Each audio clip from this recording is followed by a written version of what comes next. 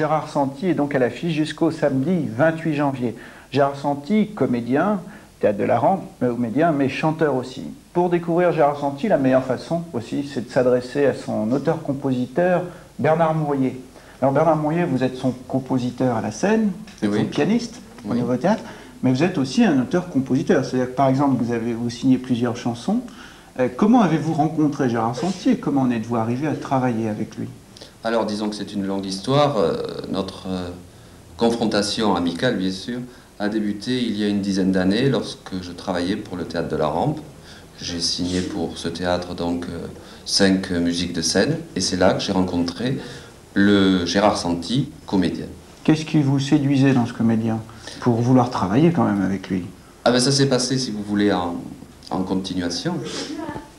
Et disons que ce qui m'a intéressé, c'est son jeu, sa voix aussi bien évidemment, et surtout l'humour qui se dégageait de ces différents personnages sur la scène.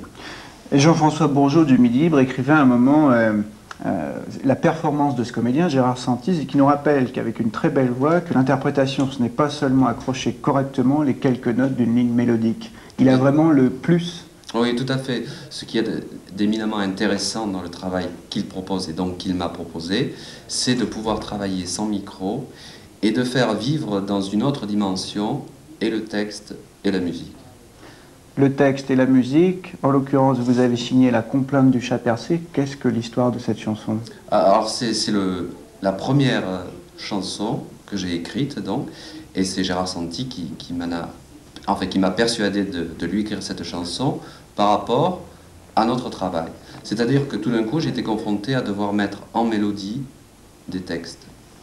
Et donc cette chanson traite en fin de compte de la difficulté pour un compositeur ou pour un auteur d'arriver à formuler le plus clairement possible, le plus audiblement possible pour un public vaste, une idée, une histoire, ce qui représente la chanson. Donc pour résumer, c'est en fin de compte les affres d'un créateur face à sa partition, face à sa feuille blanche, quoi. La complainte du chat percé.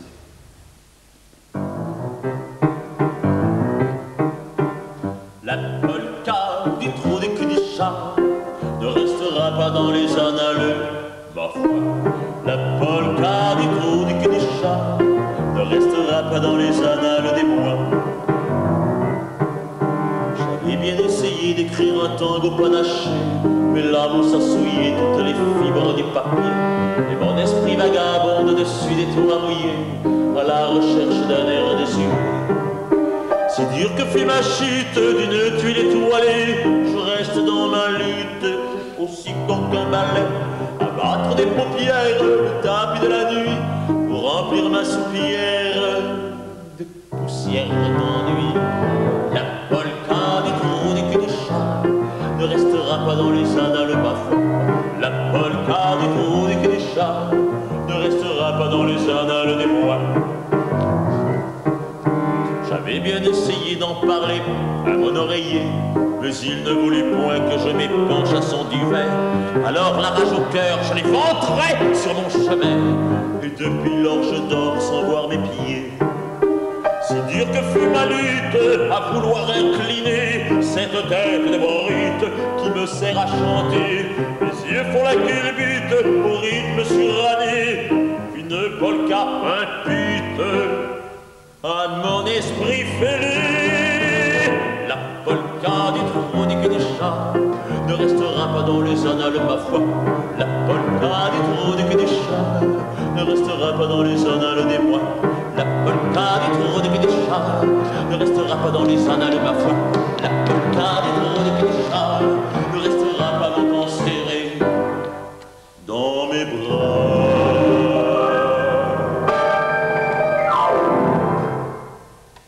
Gérard Santi, alors, qui êtes-vous vraiment? Un comédien, un chanteur ou un comédien-chanteur? Oh, je suis, à présent, je crois être chanteur. Vous avez choisi, ça y est. Je suis prêt à retourner au théâtre, mais pour l'instant, je suis chanteur. Alors si on fait un petit flashback, vous avez 9 ans, votre papa est régisseur du théâtre de Monaco, et puis vous êtes là, et puis vous voyez une grande dame sur scène. À Piaf. Hein, oui, ça s'appelle Piaf. Oui, Vous en voyez d'autres, et puis l'envie vous prend de chanter. Oh, non, l'envie, je l'ai toujours eue. Le premier souvenir que j'ai, je crois que c'est de chanter, que c'était un plaisir qui faisait partie de mon être et de mon corps, tout simplement. Le temps a voulu que j'ai dû prendre du temps pour arriver à chanter, tout simplement. Alors, 83, c'est d'elle à lui, au programme c'est Damia, c'est Fréhel, c'est Gilbert. Oui. Pourquoi tout cela d'un seul coup? Parce que après 10 ans de théâtre, bon, j'avais mis une interdiction au chant, pourquoi j'en sais rien. Enfin, et je suis passé à de l'interprétation des chansons existantes, d'un patrimoine de chansons françaises. C'était pour moi, c'était un trait d'union entre le théâtre et la chanson. Et c'était une façon d'appréhender, d'aborder la scène en chantant, tout simplement. 3 ans après, 86, c'est Java. Là, ce sont Prévert, Trenet, Brel, alors Oui. des grands morceaux. Oui. Vous changez, vous prenez de l'ampleur. Pourquoi ce choix, encore une fois? Pourquoi prendre une autre route? Moi, je dis que ça continue, c'est une évolution, c'est une découverte des textes de chansons françaises, des chansons simples, des chansons plus à texte. Et puis, il est arrivé un moment avec ce spectacle Java où j'ai eu besoin d'arriver à une identité artistique, tout simplement. Parce que souvent, quand le public voit ce qui s'émane de la pulsion, j'appellerais physique, on me dit, mais tu as certainement autre chose à dire. Bon, c'est vrai qu'on a toujours quelque chose à dire, mais amicalement, j'aime bien dire n'importe quoi, mais pour le plaisir. Mais sur scène, je crois que j'ai longtemps eu une difficulté d'affirmer ce que j'avais à dire. Voilà. Alors j'y vais très doucement et simplement. Voilà. J'arrive donc à ce spectacle ici avec cette identité qui arrive tout simplement, avec des chansons que j'ai écrites moi-même, les textes seulement, pas les musiques, et que d'autres auteurs, compositeurs ont aussi écrites pour moi. Souvenir d'inconstance. Pour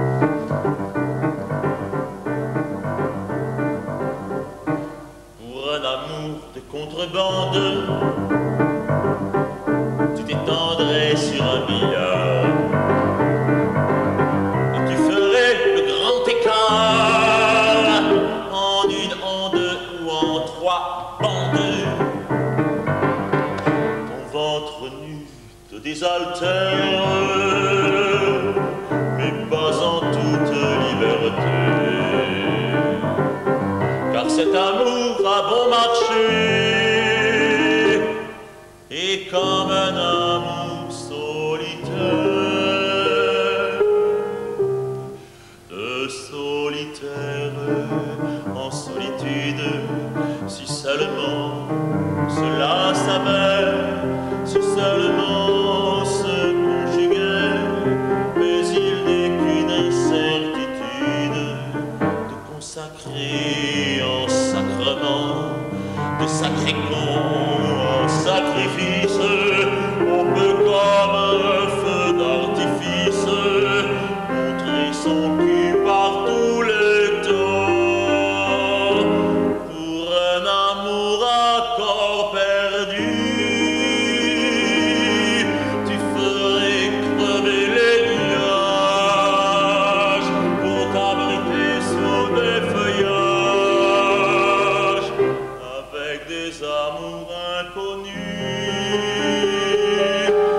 Tes cheveux suants de lumière, ta lèvre gorgée de désir, et ton souffle qui vient mourir, comme font les cœurs solitaires en solitude, si seulement cela savait, si seulement se conjuguait, mais il n'est qu'une incertitude de consacrer en sacrement, de sacré con en sacrifice. On peut comme un feu d'artifice montrer son cul par tous les temps.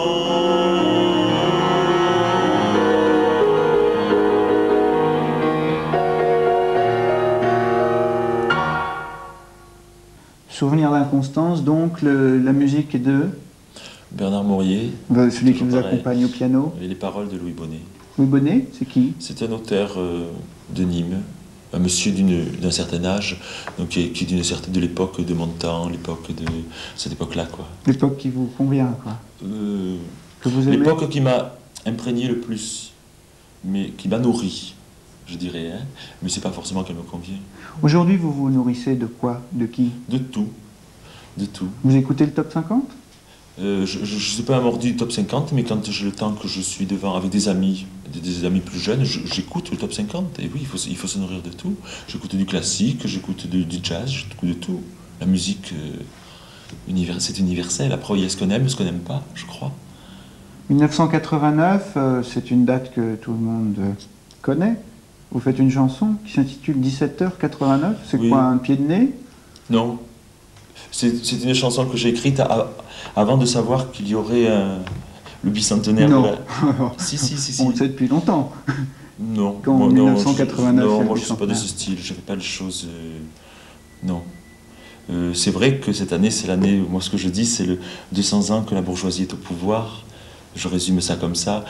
C'est intéressant de faire les années de ceci, les années de cela, mais en tant qu'artiste, j'ai pas envie de tomber dans ce panneau, parce que quand c'est l'année Victor Hugo, il faut faire que du Victor Hugo. Quand c'est l'année Piaf, il faut faire que du Piaf. Quand c'est l'année 89, il faut faire que du 89. Alors à quoi sert l'artiste? Je m'arrêterai là.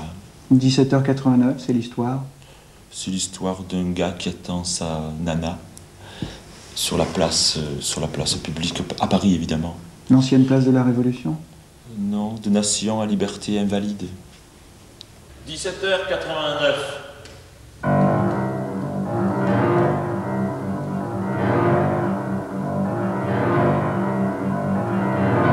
À 17h89,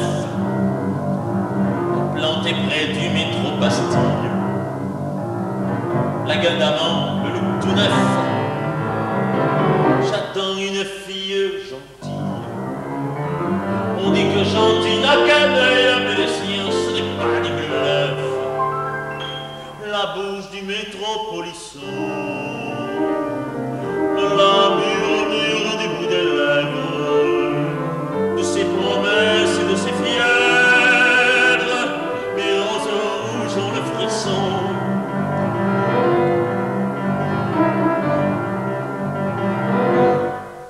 À 18h89, toujours personne à la Bastille. M'attendrait-elle à République?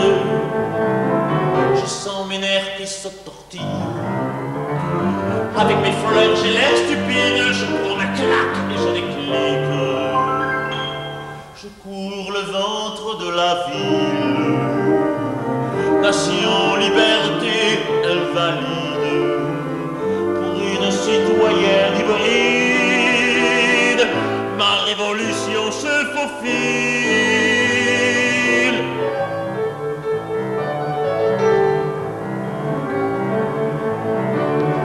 À 19h09, à Jaurès, mes roses se pâment. Boulevard des filles du calvaire, je les offre à toutes ces dames. Les sans-culottes du trottoir qui font l'amour au solitaire. Mon look tout neuf cache misère. Ma gueule d'amant crache l'espoir. Et pour conserver sa mémoire, le métro me laisse à Glacière. À 19h89, je m'en reviens à la Bastille, en pleurant rue des Blancs Manteaux, sur la grande place Fourmi. Comme au 14 de juillet, le peuple autour d'un échafaud. Mais j'aperçois ma toute belle